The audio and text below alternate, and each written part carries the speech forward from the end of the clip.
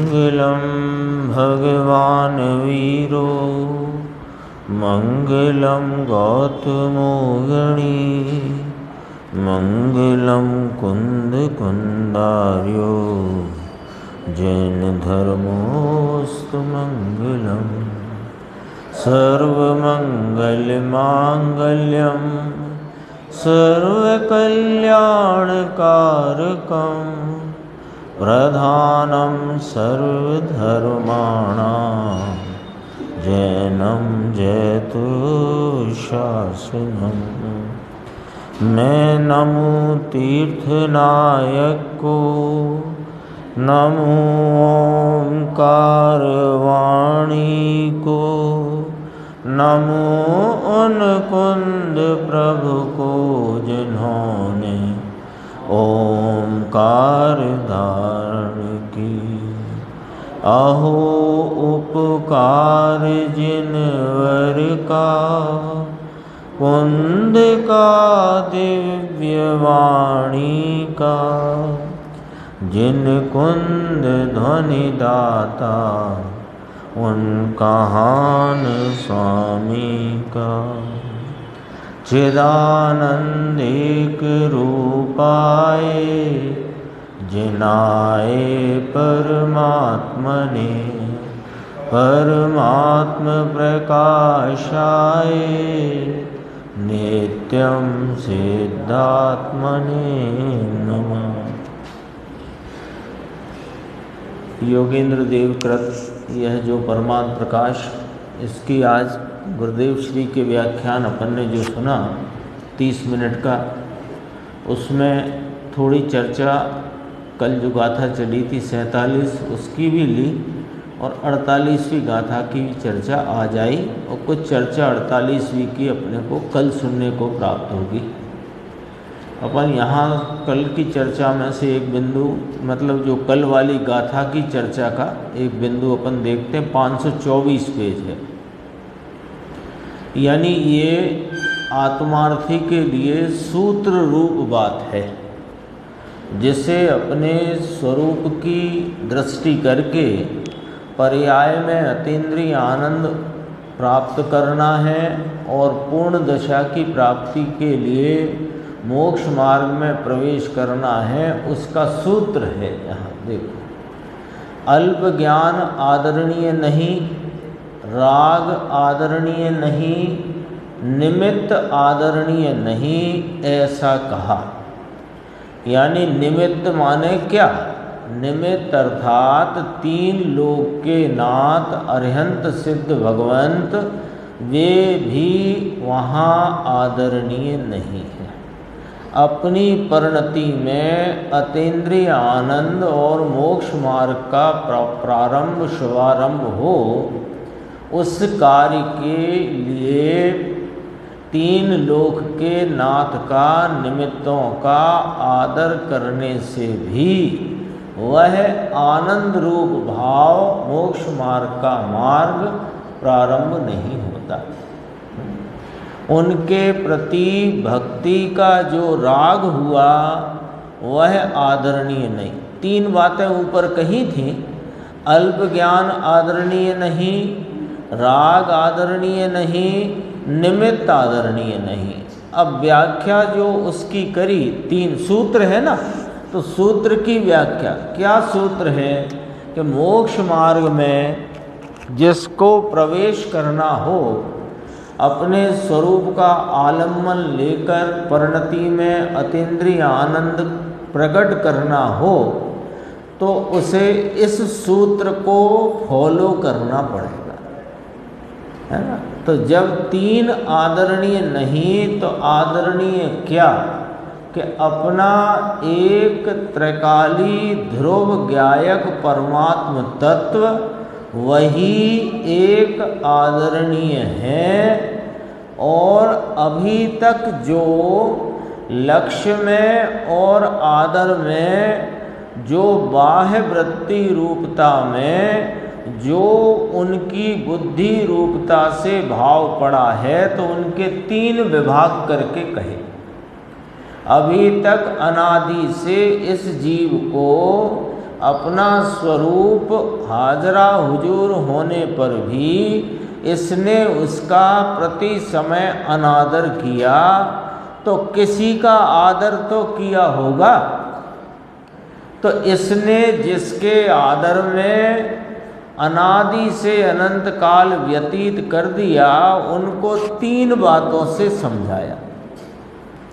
अल्प ज्ञान आदरणीय नहीं, राग आदरणीय नहीं, निमित्त आदरणीय नहीं। एक त्रिकाली गायक भगवान शुद्ध चैतन्य निजानंद स्वरूप एकमात्र निज परमात्म तत्व ही आदरणीय है। ये सूत्र हो गया। तो देखो, इसको यहाँ समझाते हैं। पहले निमित्त को समझाया, फिर राग को समझाया, फिर अल्प ज्ञान की पर्याय को समझाया। देखो, निमित्त किसे कहा कि 3 लोक के नाथ भी वहाँ आदरणीय नहीं। निमित्त कहा तो ऊंचे में ऊंचा कह दिया। 3 लोक के नाथ अरिहंत परमात्मा सिद्ध भगवंत वे भी आदरणीय नहीं। एक निमित्त की बात बताई, अब राग की बात बताते हैं। उनके प्रति भक्ति का राग हुआ, वह आदरणीय नहीं। तीसरी बात, उस राग के काल में राग को जानने की ज्ञान की पर्याय, वह आदरणीय नहीं। तीनों आ गए। अल्प ज्ञान की पर्याय आदरणीय नहीं, राग आदरणीय नहीं, निमित्त आदरणीय नहीं। निमित्त अर्थात 3 लोक के नाथ, त्रिलोकी नाथ, अरिहंत सिद्ध भगवंत, वे आदर के नाम आश्रय के योग्य नहीं। है ना, समझना आदर का अर्थ क्या। आदर का अर्थ है आश्रय, आलम्बन, दृष्टि। तो वे आदर के योग्य नहीं, माने आश्रय के योग्य नहीं। और उनके प्रति जो भक्ति का राग है, तो निमित्त लिया तो ऊंचा और राग भी लिया तो ऊंचा। उनके प्रति जो भक्ति का राग है, कषाय की मंदता वाला शुभ राग, वह भी आदरणीय नहीं, माने आश्रय के योग्य नहीं। और उस राग के काल में सामने निमित्त हैं अरिहंत परमात्मा, उनके प्रति भक्ति का भाव है राग। 2 को तो कहा वे दोनों ही आश्रय के योग्य नहीं। और वह जो राग मेरी ज्ञान पर्याय में जानने में आ रहा है, तो वह राग को जानने की अल्प ज्ञान की पर्याय, वह भी आश्रय के योग्य नहीं, आदरणीय नहीं।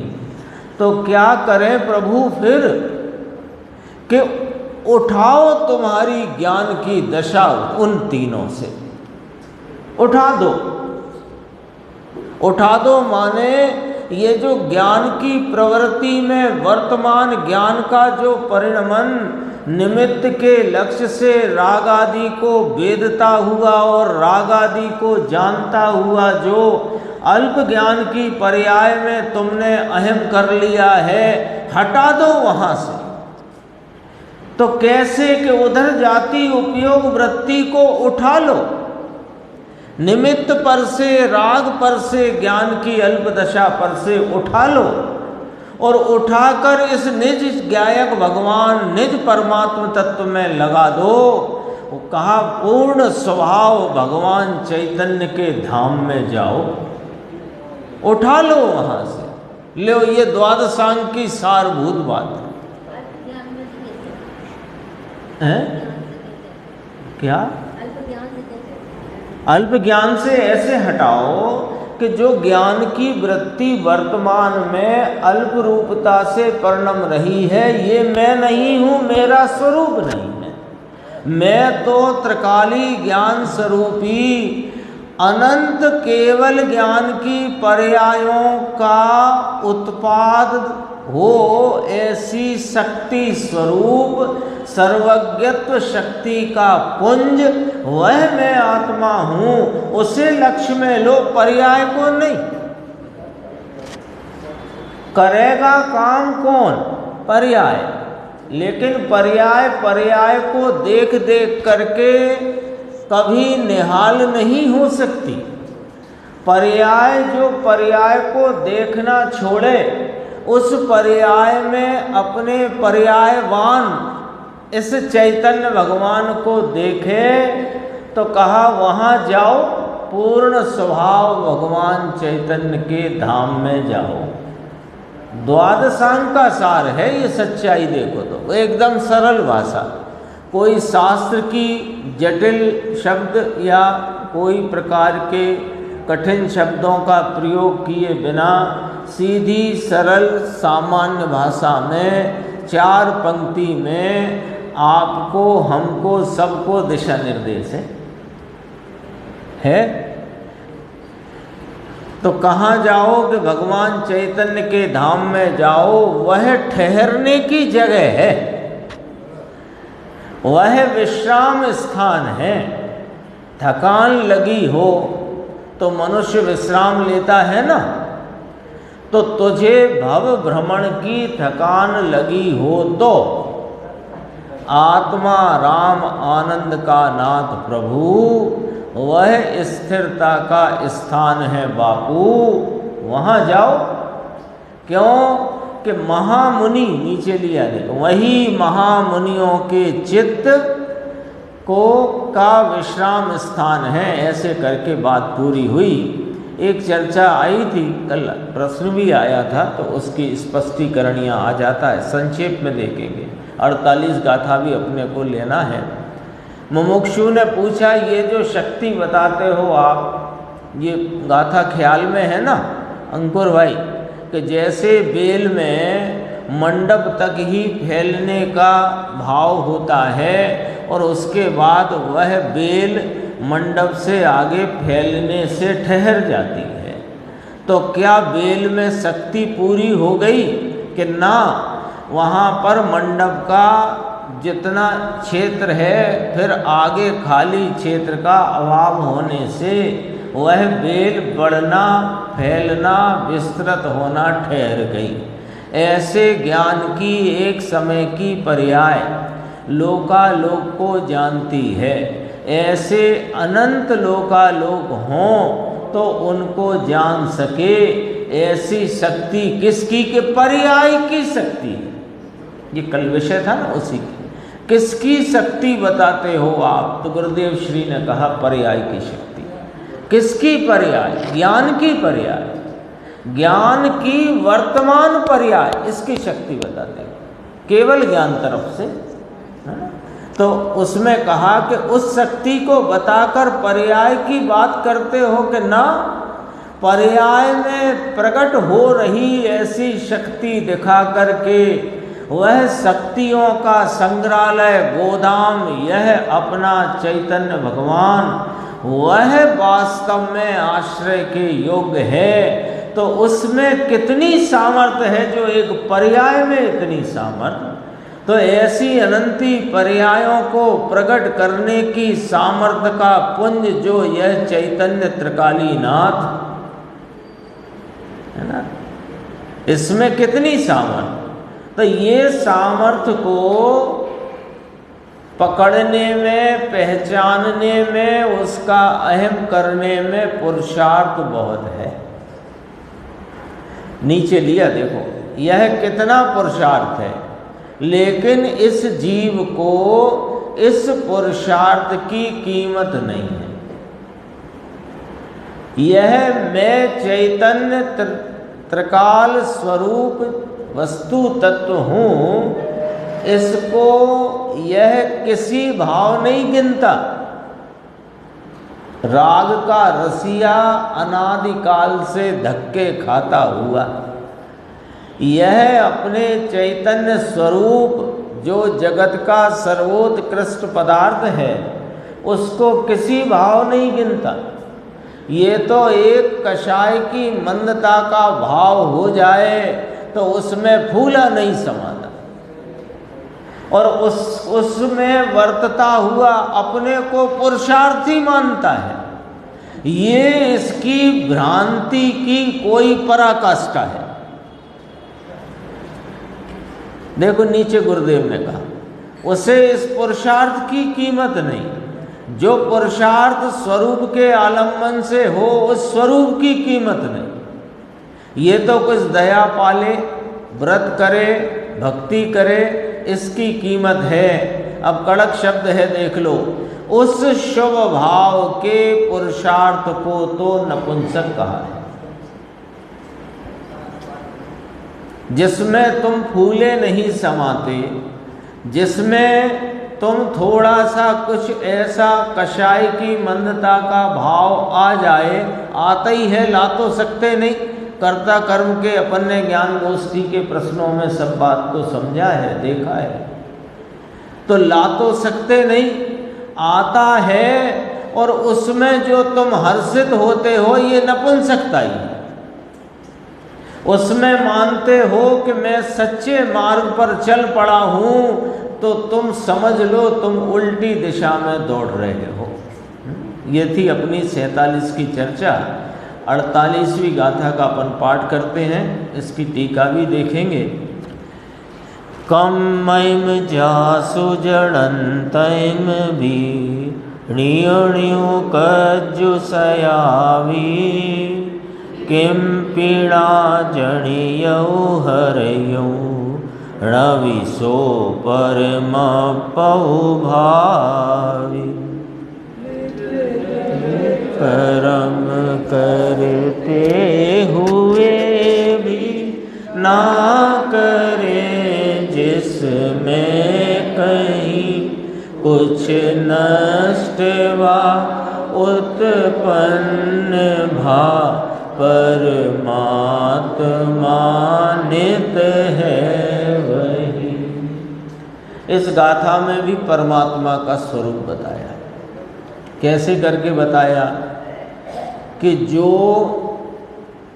द्रव्य कर्म है निमित्त, और उनके निमित्त से होती भाव कर्म रूप जो दशाएं, वे होती होने पर भी, दोनों ले लो, भाव कर्म रूप दशा और उनमें निमित्त द्रव्य कर्म रूप दशा, ये दोनों दशाओं से इस आत्मा में न कुछ नष्ट हुआ है, न कुछ उत्पन्न होता है, न इसका कोई दूसरा किया गया है। ऐसा जो त्रिकाल सुरक्षित स्वरूप अपना चैतन्य भाव है, वही परमात्मा है। उसको भावो, उसका ही चिंतन करो, नाम उसके आश्रय में वर्तन करो। ये इस गाथा में कहा। देखो उत्थानी का, जो शुभ अशुभ कर्म हैं, वे यद्यपि सुख दुखादि को उपजाते हैं। शुभ अशुभ कर्म माने द्रव्य कर्म, उनके निमित्त से जीव की परिणति में सुख दुख रूपी जो भाव कर्म की अवस्था उत्पन्न होती है, तो भी वह आत्मा, वह परमात्मा जिसको तुमने पूछा था भैया कि वह आत्मा कौन है जिसका स्वरूप जानना चाहिए, वह आत्मा किसी से उत्पन्न नहीं हुआ, किसी ने बनाया नहीं, ऐसा अभिप्राय मन में रखकर यह गाथा सूत्र कहते हैं। अन्वयार्थ, कर्म भी सदापि निज निज कार्यम, ज्ञानावरणादि कर्म सदैव हमेशा अपने अपने, ये जरा देखना, इसमें भाषा में बड़ा गजब की बात है। निज निज कार्यम मूल सूत्र में है, णियु णियु कज्जू सयावी, योगेंद्र देव का मूल सूत्र। णियु णियु निज निज संस्कृत में आया, निज निज कार्यम सदापि हिंदी में आया, निज निज कर्म करते हुए। अब अन्वयार्थ में देखो, निज निज कार्यम जनय जन यदि रपि है, क्या कहना है, अपने अपने कार्य करते हुए। इसमें बड़ा रहस्य खुल गया कि ज्ञानावरणादि कर्म हमेशा निज निज कार्य, अपने अपने सुख दुखादि कार्य को प्रकट करते हैं। इसमें ज्ञानावरणी, दर्शनावरणी, अंतराय, मोहिनी आदि सब अपने अपने कार्य को, और उनका कार्य क्या है कि जीव की भावघाती भाव कर्म रूप अवस्था में निमित्तपना। तो भाव कर्म रूप या भावघाती रूप अवस्था भी इसी में डालो, और द्रव्य घाती रूप ये कर्म है इसे भी इसी में डालो। तो निज निज कार्य में उनके उनके कार्य है और आत्मा सुरक्षित। गंभीर है अर्थ है। आत्मा आत्मा रूप रहता है, आत्मा ज्ञानानंद स्वरूपी है, जानता है आनंद रूप है। जानना, आनंद, वीर्य है ना, ज्ञान, दर्शन, सुख, चारित्र, वीर, प्रभुता, विभुता आदि अनंत शक्तियों का सम्राट अपने भाव से रहा हुआ है त्रिकाल। परिणति में जो यह भटका हुआ है तो वह अपने को भूलकर भटका है, किसी कर्म से नहीं, और अपने को याद करता है तो स्वयं से करता है, किसी कर्म के टल जाने से नहीं। ये वाली बात आत्मा क्या है। 48वीं बार योगेंद्र देव कहते हैं कि आत्मा क्या है ना। हर गाथा में वही कहना है, वही कहते हैं, आगे तक इसी को कहेंगे। इसलिए इस ग्रंथ का नाम है परमात्म प्रकाश। परमात्म तत्व ये तो परमात्मा तो वे है, अरे वे पर्याय वाले परमात्मा है, ये द्रव्य स्वरूप परमात्मा है। ये है तब तो वो पर्याय आई है, ये नहीं तो वो पर्याय कहां से। वे अरहंत सिद्ध परमात्मा हैं, अरे वे पर्याय वाले परमात्मा, ये द्रव्य स्वरूपी परमात्मा, वे सादि अनंत परमात्मा, ये अनादि अनंत परमात्मा। ये तो अनादि से ऐसे का ऐसा सुरक्षित। ज्ञानावरणादि कर्मों का कोई उदय किसी प्रकार का आया, उनके निमित्त से इस आत्मा की पर्याय में कितनी ही हीनी अल्प अवस्था हुई, लेकिन आत्मा का क्या बिगड़ा। जिसका कुछ नहीं बिगड़ा वही मैं हूं। यहां पर वो शैली है। देखो अन्वयार, ज्ञानावरणादि कर्म हमेशा अपने अपने सुख दुखादि कार्य को प्रकट करते हैं, तो भी शुद्ध निश्चय से यानी वास्तविकता से यथार्थपने जिस आत्मा का कुछ भी किम अपि कुछ भी अर्थात अनंत ज्ञानादि स्वरूप। आप पूछ रहे थे क्या करता है आत्मा, अनंत ज्ञानादि स्वरूप विराजमान है, विराजमान है। अनंत ज्ञानादि स्वरूप न जनिता नैव हृता, ना तो नया पैदा किया और न विनाश किया और न दूसरी तरह का किया। आत्मा बदल करके कुछ और बन गया कि ना। उस परमात्मा को तम परमात्मानम भावय, उस परमात्मा को तू चिंतवन कर, उसके अवलंबन में रहे, उसकी लीनता में रहो, उसकी एकाग्रता में रहो, उसमें गुप्त हो जाओ। अब बताओ 48 नंबर गाथा में किसका स्वरूप बताया? परमात्मा का, यानी मेरा। भावार्थ बड़ा है, थोड़ी शीघ्रता से पढ़ेंगे, सरल है। यद्यपि व्यवहार नय से शुद्धात्म स्वरूप के रोकने वाले ज्ञानावरणादि कर्म अपने अपने कार्य को करते हैं, अर्थात ज्ञानावरण तो ज्ञान को ढकता है। ये कौन से नय का कथन? व्यवहार नय का कथन, झूठे नय का कथन, निमित्त नैमित्तिक संबंध को बताता हुआ कथन। ज्ञानावरण तो ज्ञान को ढकता है, दर्शनावरण कर्म दर्शन को आच्छादन करता है। अब ये ज्ञान को ढकता है तो ये ज्ञान का पर्याय में घात। दर्शन का आच्छादन दर्शन भाव का पर्याय में घात, तो ये भाव घाती हुआ। और ज्ञानावरणी दर्शनावरणी ये द्रव्य घाती हुआ। तो दोनों लेना, भाव घाती और द्रव्य घाती। भाव द्रव्य घाती के निमित्त से परिणमित भाव घाती, उस भाव घाती ने भी और द्रव्य घाती ने भी ना आत्मा उत्पन्न किया, ना विनष्ट किया, ना आत्मा का कुछ बिगाड़ा है, ना आत्मा का कुछ बिगड़ा है। तो अनादि से यह जीव अल्प दशाओं में और विकारी दशाओं में वर्तता रहा। तो इस चैतन्य परमात्मा का जो कुछ नुकसान हुआ उसकी भरपाई कौन करेगा? कि नुकसान हुआ ही नहीं, चिंता क्यों करते?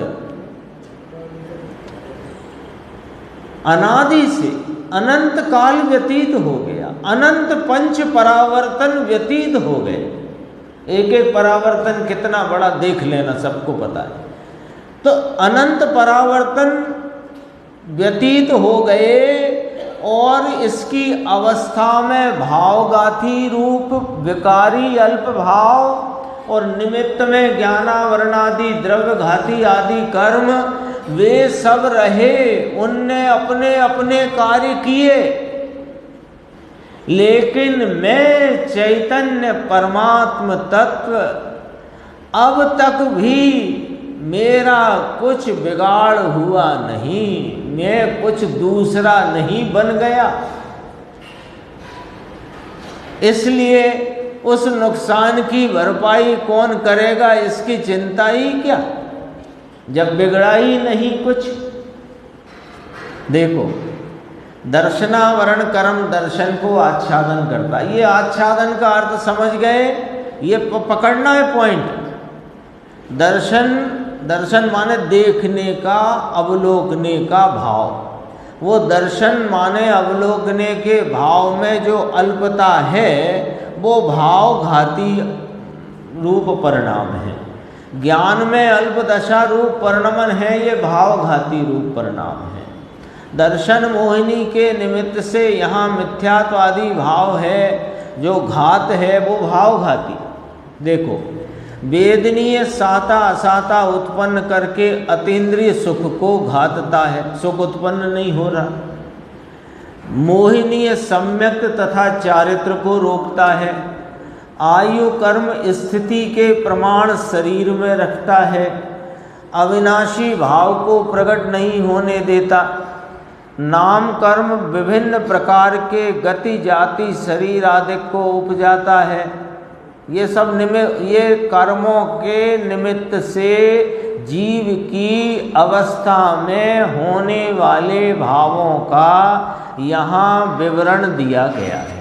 और ये विवरण किस नय से दिया गया है, याद रखना, भूलना नहीं। किस नय से दिया है? व्यवहार नय से, झूठे नय से, निमित्त नैमित्तिक संबंध के उपचार को बताने वाले नय से। ठीक है? गोत्र कर्म ऊंच नीच गोत्र में डाल देता है और अंतराय कर्म अनंत बल को प्रकट नहीं होने देता। इस प्रकार ये कार्य को करते हैं तो भी क्या क्या कार्य का विवरण आ गया। देखो, पूरा विवरण आ गया। ज्ञानावरणी, दर्शनावरणीय, वेदनीय, मोहिनी, अंतराय, नाम और गोत्र और बीच में कौन सा आ गया था? आयु। ये सब की बात आ गई। उनके निमित्त से होने वाले जीव की परिणति में ज्ञान की अल्पदशा, दर्शन की अल्पदशा, मिथ्यात्वादी भाव, चारित्र के विकारी भाव, जीव का शरीर में रहने और छूट जाने के भाव, गोत्र के ऊंचे नीचे भाव, अंतराय में बल की प्रकटता नहीं होने देने का भाव, इतना सब विवरण आ गया ना। इस विवरण को 2 कॉलम में डाल दिया, एक निमित्त का और एक पर्याय में होता हुआ भाव। दोनों कॉलम के जो भाव हैं वे आत्मा से न्यारे। आत्मा इन भावों के होने पर भी और उन निमित्तों के संयोग में रहने पर भी, भावों के पर्याय में परिणमन होने पर भी और निमित्तों का संयोग होने पर भी इस चैतन्य भगवान का कुछ नहीं बिगड़ा। जिसका कुछ नहीं बिगड़ा है वही तुम हो। पहचान बताइए। अभी तक जिसका कुछ नहीं बिगड़ा वही तुम हो, उसी को ध्याओ, उसी को भाओ, उसी में लीन हो जाओ, गुप्त हो जाओ।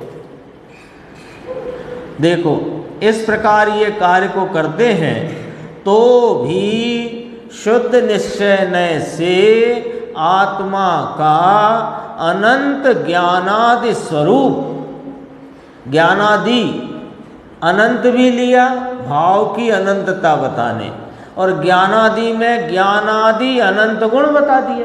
अनंत ज्ञानादि, अनंत भाव स्वरूप, अनंत सामर्थ्य के धरने वाले ज्ञान दर्शन सुख चारित्र वीर आदि अनंत गुण, उनका इन कर्मों ने, अब कर्मों में दोनों लेना, द्रव्य घाती भाव घाती, इन कर्मों ने ना तो नाश किया और ना नया उत्पन्न किया। आत्मा तो जैसा है वैसा ही है, ऐसे अखंड परमात्मा को ये जो भाव पर्याय में खंडता को प्राप्त होता है वो मैं हूं ही नहीं। पीछे वाला जो 47 का भाव अपन पढ़ के आए ना, सूत्र निमित्त और पर्याय, एक समय की पर्याय, राग और निमित्त, इनका आश्रय छोड़ दो, वहां से दृष्टि उठा लो। देखो नहीं है, कोई आदरणीय नहीं है। ऐसे अखंड परमात्मा को तू वीत राग निर्विकल्प समाधि में स्थिर होकर ध्यान कर। यहाँ पर यह तात्पर्य है, भावार्थ, यहाँ पर यह तात्पर्य है कि जो जीव पदार्थ इस मुझ चैतन्य भगवान कौन हूँ मैं, कि जो कर्मों से न हरा गया, न उपजा, न किसी दूसरी तरह किया गया, वही चिदानंद स्वरूप उपादेय है? बता दिया, जिसका कुछ बिगड़ा नहीं अब तक, वही चिदानंद स्वरूप है, वही तुम हो, वही उपादेय है। देखो गुरुदेव का व्याख्यान देखते हैं। तीसरी पंक्ति जहाँ से प्रवचन प्रारंभ हुआ, ध्यान रखो इसमें कर्म की बात आने पर भाव कर्म और द्रव्य कर्म दोनों लेना। गाथा को कैसे समझना, इसकी चाबी आ गई ना यहाँ से। अब देखो नीचे अन्वयार्थ, ज्ञानावरणादि कर्म हमेशा अपने अपने सुख दुख आदि कार्य को प्रकट करते हैं, यह निमित्त से कथन है। कर्म से आत्मा में सुख दुख का भाव होता है, यह सब निमित्त के कथन है। जड़ कर्म है वह द्रव्य घाती कर्म है, और भाव जो जीव का है वह भाव घाती कर्म है। आ गया स्पष्ट, खुलासा हो गया।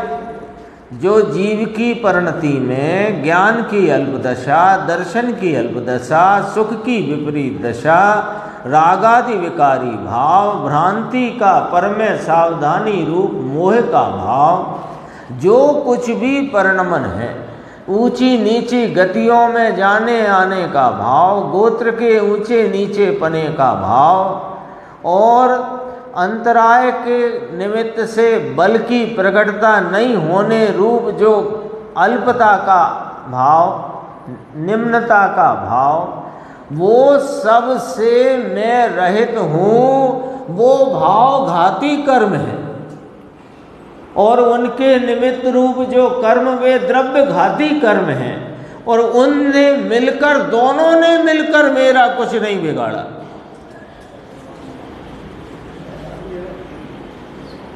अरे इस पूरे वस्तु है ना, ये वस्तु है कि नहीं?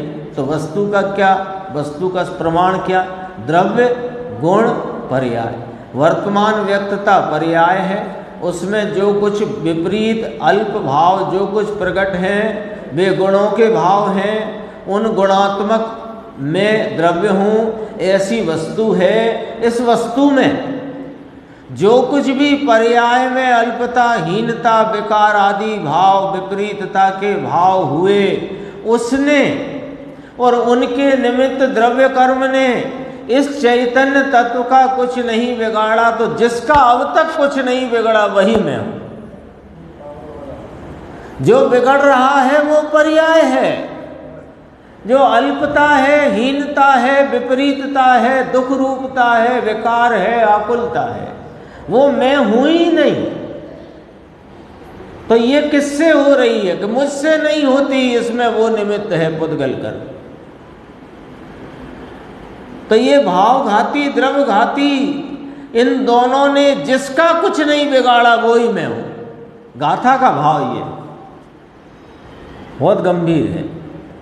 देखो, जड़ कर्म है वह द्रव्य घाती कर्म है, और भाव जो जीव का है वह भाव घाती कर्म है।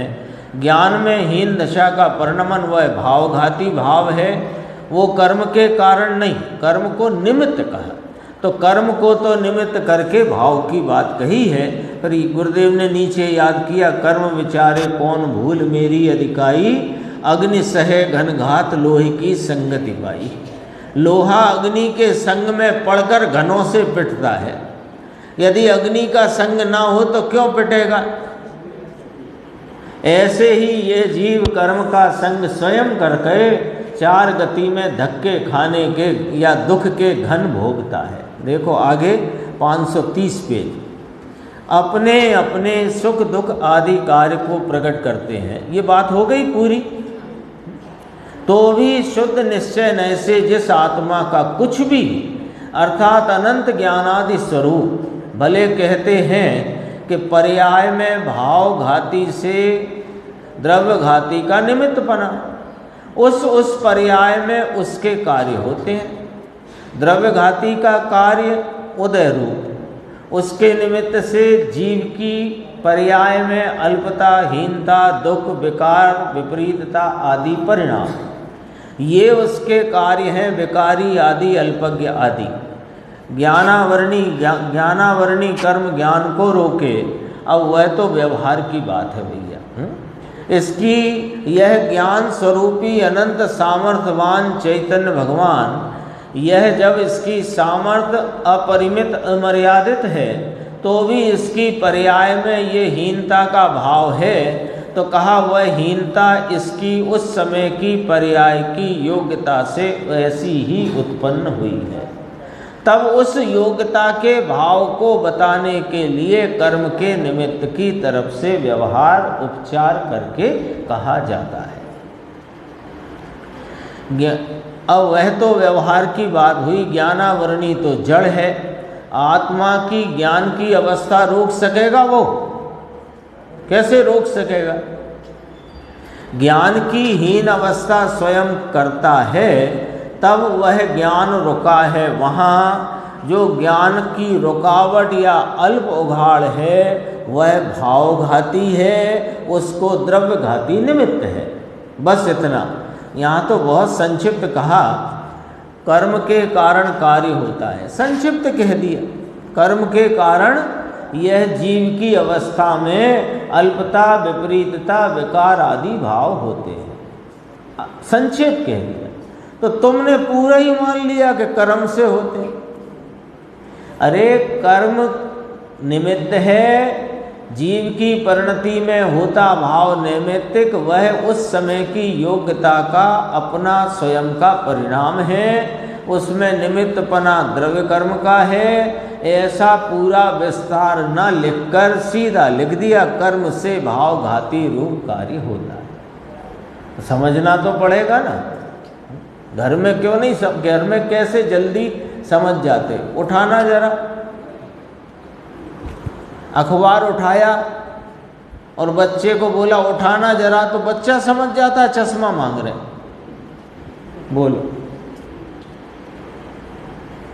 वहाँ तो नहीं कहता, पूरा विस्तार से कहो।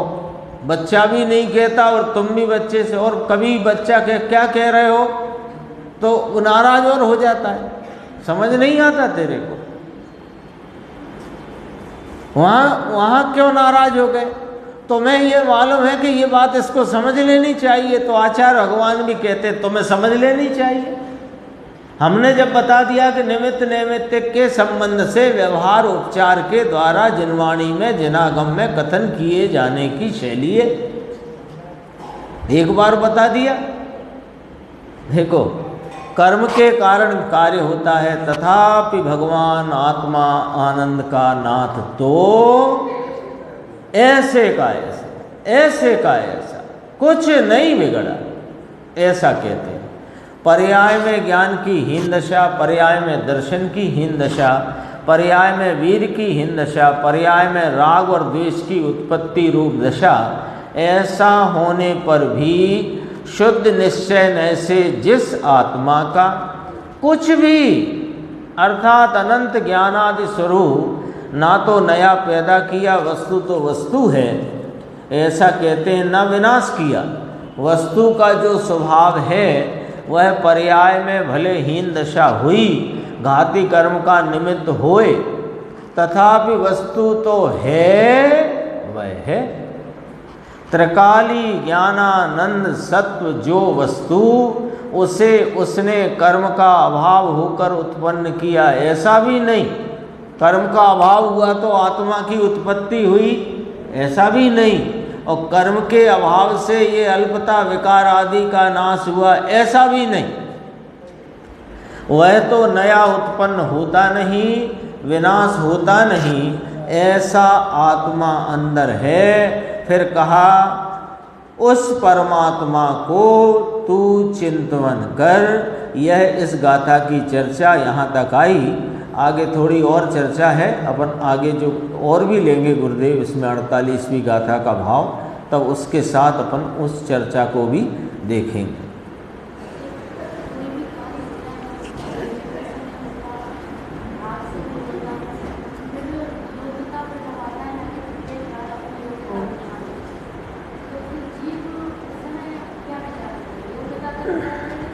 स्वभाव का देखो, पहले तो इसको ऐसे समझना कि जीव की दृष्टि कहाँ है। अभी पर्याय पर, पर्याय में होती हुई कषाय की तीव्रता मंदता, ज्ञान की अल्पता अथवा उघाड़ की दशा हीनी विशेष जो भी है, वही दृष्टि है।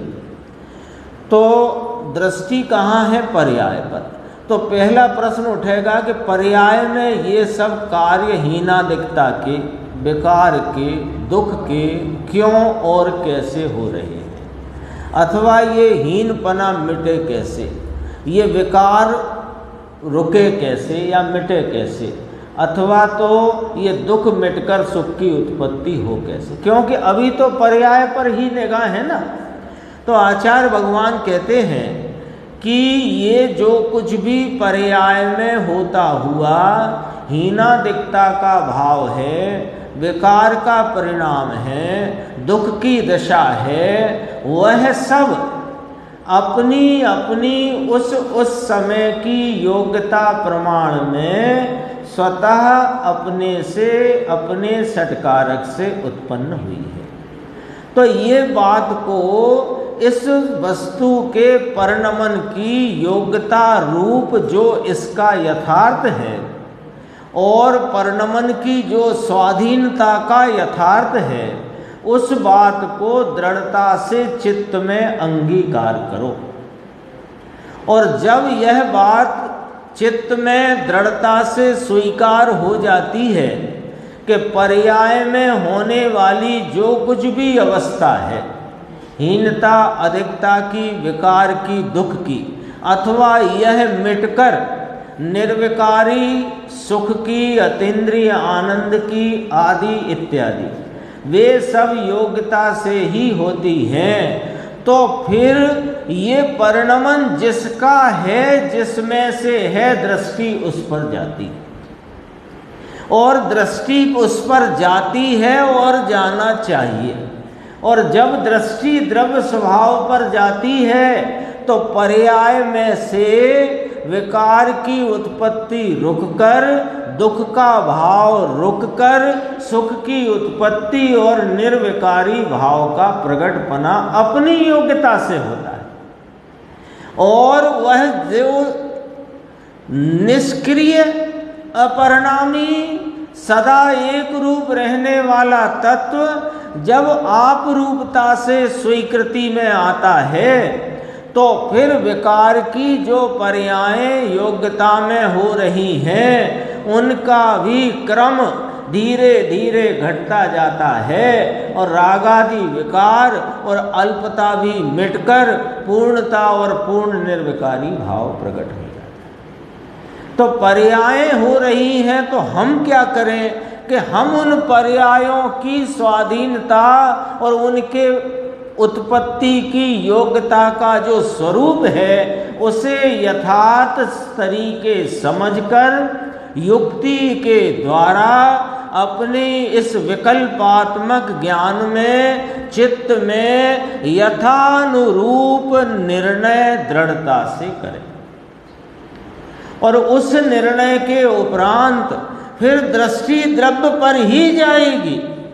क्यों कि जो कार्य स्वतः स्वयं अपनी योग्यता से हो ही रहा है फिर वहाँ उसे अलटने पलटने की बुद्धि मिट जाती है। और अलटने पलटने की बुद्धि मिटी तो अपना यह त्रिकाली ज्ञायक भगवान स्वतः दृष्टि में आ जाता है और वह अपना ज्ञान स्वभाव दृष्टि में आते ही राग की उत्पत्ति उस समय रुक जाती है और दुख भी रुककर सुख का परिणाम अपनी योग्यता से हो जाता। ये चर्चा इसमें भी है। देखो जो प्रश्न आ गया अब फिर प्रश्न यहाँ भी आ गया 566। आत्मा पर में कुछ फेर फार नहीं कर सकता, परिवर्तन नहीं कर सकता, यह बात तो ठीक है, परंतु अपनी पर्यायों में तो फेर फार करने में क्या उसका नियंत्रण नहीं है? प्रश्न समझ में आया? प्रश्न दोबारा से। आत्मा पर में किसी प्रकार के, पर में माने पर द्रव्यों की पर्यायों में किसी प्रकार का परिवर्तन नहीं कर सकता, यह बात तो ठीक है, परंतु अपनी पर्यायों में तो परिवर्तन करने में क्या उसका कोई नियंत्रण है कि नहीं, ये पूछा गया है ना। जो अभी प्रश्न आया उसका वो उसका ही खुलासा यहाँ आ जाएगा उत्तर में। प्रश्न आया चंद्रेश भाई समझ में, प्रश्न बहुत सरल सीधा है लेकिन गंभीर है। ये बात समझ में आ जाए तो नैया पार है। देखो मुकेश भाई क्या कहते हैं। पर में नहीं कर सकता, क्यों कि पर द्रव्य उसके गुण उसकी पर्याय का सत वह उसका उसमें है, लेकिन मैं तो अपनी गुण पर्याय के सत्ता स्वरूप वस्तु हूँ ना, तो अपनी पर्यायों में तो मैं परिवर्तन कर सकता हूँ। तो मैं पूछना चाहता हूँ, प्रश्नकार कहते हैं हम पूछना चाहते हैं महाराज कि अपनी पर्यायों को आगे पीछे परिवर्तन करने के लिए कुछ हमारे पास नियंत्रण है कि नहीं, ये पूछा है। उत्तर देखना कितना गंभीर है। समझ में आया ना प्रश्न?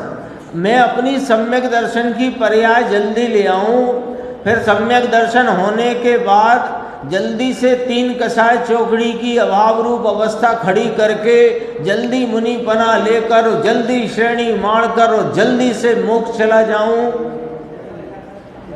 क्या मैं कर सकता हूं क्या? ये पूछा गया, यही पूछा गया समझो। क्यों और कुछ करने कराने की बात तो उसने पहले ही कह दी कि पर मैं तो मैं कुछ नहीं कर सकता, शरीर का कुछ कर नहीं सकता। जब शरीर का ही नहीं कर सकता तो टेबल कुर्सी का करूं, ये बात तो दूर रह गई। लेकिन मैं जल्दी से सम्यक दर्शन कर लूं और सम्यक दर्शन होते ही फटाफट कसायों का तड़ अभाव करते हुए 3 कषाय चौकड़ी की अभाव रूप दशा प्रकट कर लूं, जल्दी से मुनिपना अंगीकार करके श्रेणी आरोहण करके जल्दी मोक्ष चला जाऊं, क्या मैं ऐसा कर सकता हूं? ये प्रश्न है। उत्तर देखो, अरे भाई, जहां द्रव्य का निश्चय किया वहां वर्तमान पर्याय स्वयं द्रव्य में तन्मय हो गई। जहां तुमने पर द्रव्यों से भिन्न अपने द्रव्य स्वभाव का, अपने ज्ञान आनंद रूपी इस चैतन्य भगवान का जैसा यथार्थ स्वरूप है उसका निश्चय किया, तो निश्चय करते ही, अपने ज्ञायक भगवान का निर्णय करते ही वर्तमान उपयोग की पर्याय स्वयं द्रव्य में तन्मय हो गई। क्या करेगी फिर पर्याय? पर्याय क्या करेगी निर्णय के बाद? जब इस ज्ञान स्वरूपी आत्मा का, इसके पर्यायों की स्वाधीनता का, द्रव्य के मूल स्वभाव का यथार्थ निर्णय हुआ, फिर उपयोग की दशा फिर इंतजार नहीं करती कि चलो इतना काम तो आज हो गया, जो आलम्बन लेने का काम सुबह जल्दी उठ के कर लेंगे। वो निर्णय की यथार्थ, विकल्पात्मक निर्णय का यथार्थ भाव प्रकट होते ही उपयोग बिना विलंब के स्वरूप का आलम्बन लेता है, तो वह स्वयं द्रव्य में तन्मय हो गई। अब पूछते हैं कि जब इस द्रव्य स्वभाव का निर्णय हुआ, वर्तमान उपयोग ने स्वरूप का आलम्बन ले लिया, तो अब उसमें तुम क्या पलटना चाहते हो? जब तुम्हें अपने द्रव्य स्वभाव के निर्णय पूर्वक द्रव्य स्वभाव के आलम्बन से प्रकट हो गया है अतीन्द्रिय आनंद और सम्यक्त का भाव, अब पलटने का कोई प्रश्न तुम्हारा खत्म ही हो गया। अब प्रश्न कहाँ रह गया? क्यों नहीं रह गया? कि तुम तो पूरे विश्व के ज्ञाता हो गए।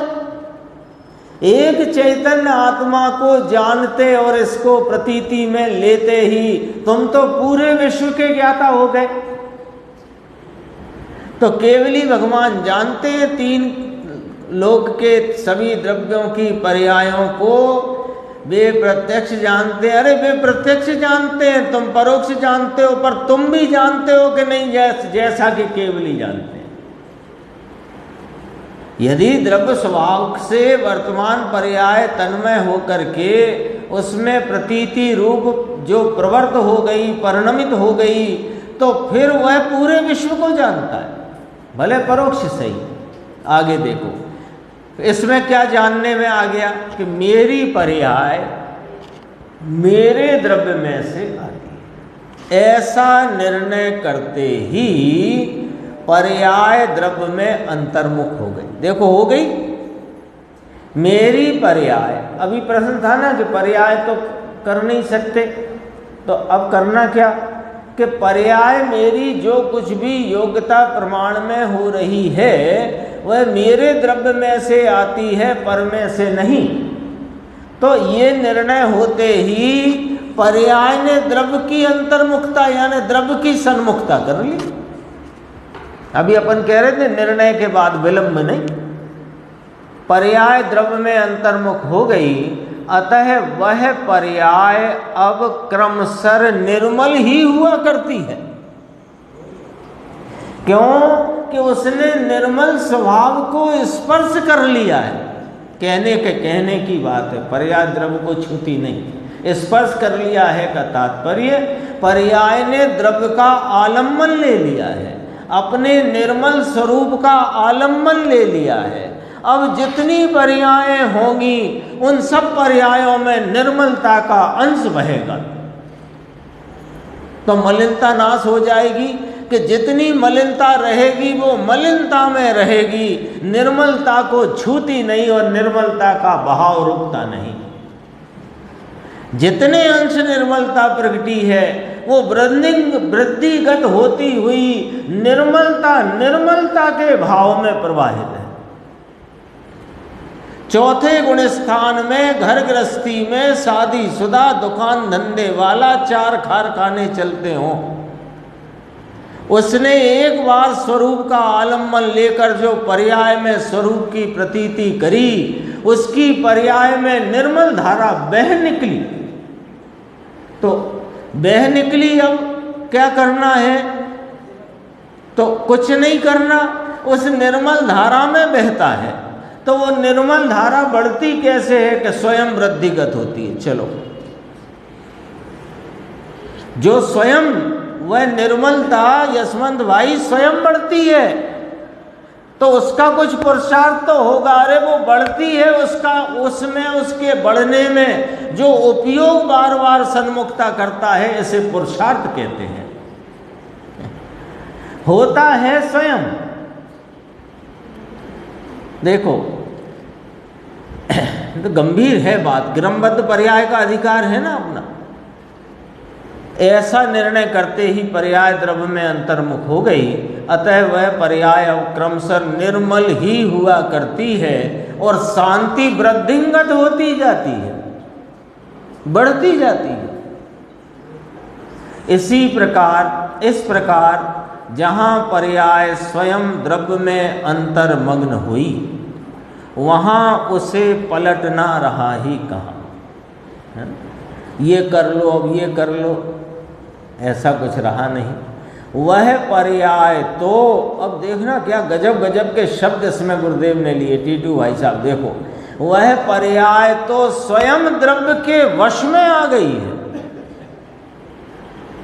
द्रव्य के कब्जे में आ गई है, स्वयं द्रव्य के बस में आ गई है। पर्याय आएगी कहाँ से? बोलो बोलो, कहाँ से आएगी पर्याय? द्रव्य में से। द्रव्य कैसा है? निर्मल। किसने जाना? पर्याय ने। कैसे? अनुभव से। फिर क्या किया? प्रतीति। उसके बाद एकाग्रता। गजब बात है। पर्याय आएगी कहाँ से? द्रव्य में से।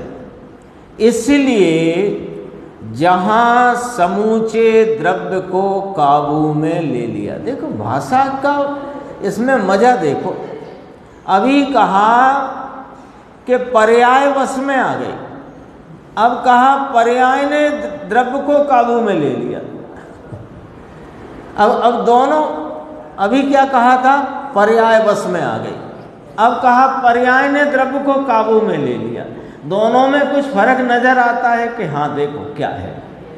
पर्याय बस में आ गई, यानी कि द्रव्य में यह बात, पर्याय ने यह बात स्वीकार कर ली कि पर्याय क्रम नियमित रूप से अपने द्रव्य में से आती हैं, अन्य कहीं से नहीं। ऐसी स्वीकारोक्ति प्रतीति हुई तो कहा पर्याय द्रव्य के वश हो गई।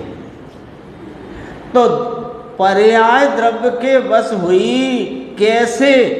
कैसे कि यह जो त्रिकाली द्रव्य स्वभाव है, इसको पर्याय ने लक्ष्य करके उस पर्याय ने अपना सर्वस्व उस द्रव्य को सौंप दिया, तो उसने द्रव्य को काबू में ले लिया।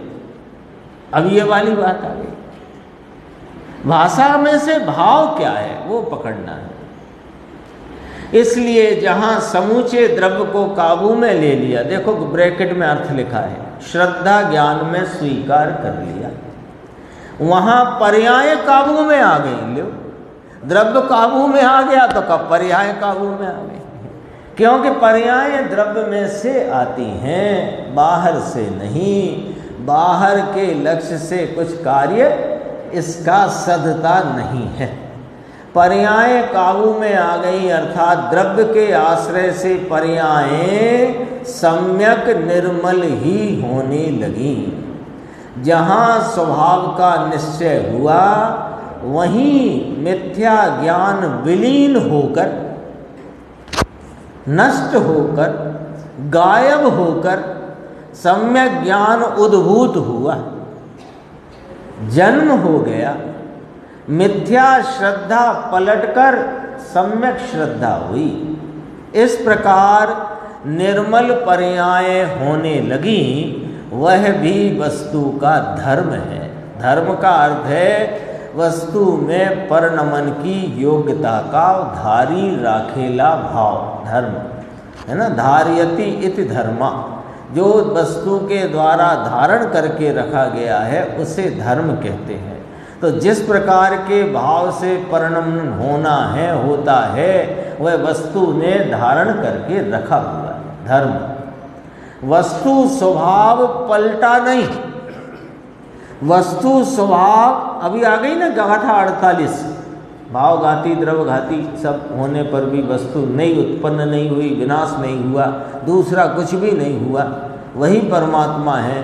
तो ये वस्तु स्वभाव बदला नहीं और पर्यायों की क्रम धारा भी टूटी नहीं, निर्मलता का भाव रुका नहीं।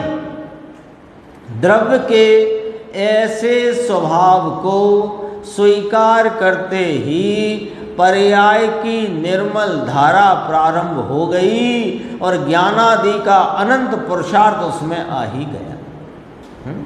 जहाँ स्वय अथवा पर किसी द्रव्य को, किसी गुण को या उसकी किसी पर्याय को पलटने की बुद्धि ना रही।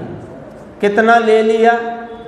स्वय को, पर को, अपने गुण को, उसके गुण को, अपनी पर्याय को, उसकी पर्याय को, किसी को पलटने की बुद्धि ना रही, तो वहाँ ज्ञान ज्ञान में ही ठहर गया, अर्थात वीतरागी ज्ञाता भाव ही रह गया।